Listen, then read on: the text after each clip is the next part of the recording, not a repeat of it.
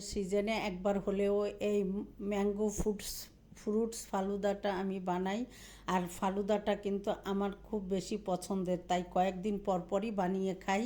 সেটাই আপনাদের মাঝে শেয়ার করলাম। অত্যন্ত স্বাস্থ্যসম্মত উপায় বানিয়েছি। এখানে 1 লিটার লিকুইড গরুর দুধকে আমি হাফ লিটার করে নিয়েছি, আর এখানে হাফ কাপের একটু কম তাল মিশ্রি দিয়েছি। যেহেতু স্বাস্থ্যসম্মত উপায়ে বানাচ্ছি, তাই আমি কোনো রকম চিনি এখানে ব্যবহার করিনি।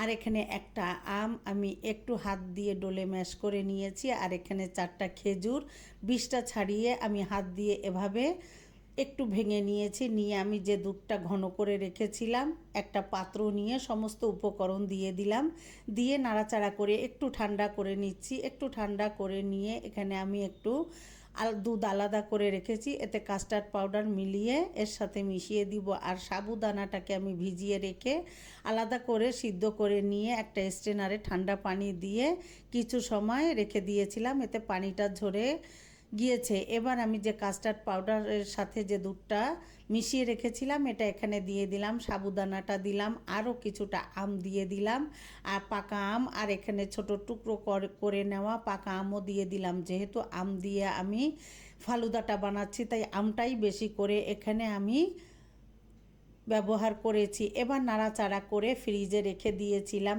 এবার ঠান্ডা হয়ে যাওয়ার জন্য অপেক্ষা করব। আর এইভাবে ফ্রিজে রেখে দিলে অনেকটা ঘন হয়ে আসবে।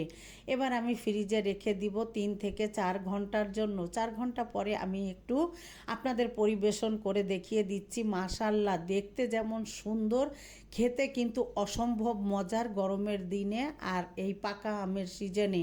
এবার আমি একটু পরিবেশন করছি, আর উপর থেকে পরিবেশনটা যার যার ইচ্ছা অনুযায়ী আমি এখানে আইসক্রিম দিয়ে দিয়েছি। আর এভাবে বানিয়ে কিন্তু আমি গরমের সময় ফ্রিজে রেখে দেই, যখনই মন চায় বের করে খেয়ে নিই। খুবই ঝটপট শর্টকটে বানানো যায়, আর খেতে কিন্তু অনেক বেশি মজার। যারা ফালুদা পছন্দ করেন তাদের জন্য মজার একটা রেসিপি শেয়ার করলাম। কেমন হলো পুরো ভিডিও দেখে জানাবেন, আর এভাবে বানিয়ে খেয়ে দেখবেন সবাই। অনেক ভালো থাকবেন। আসসালামু আলাইকুম।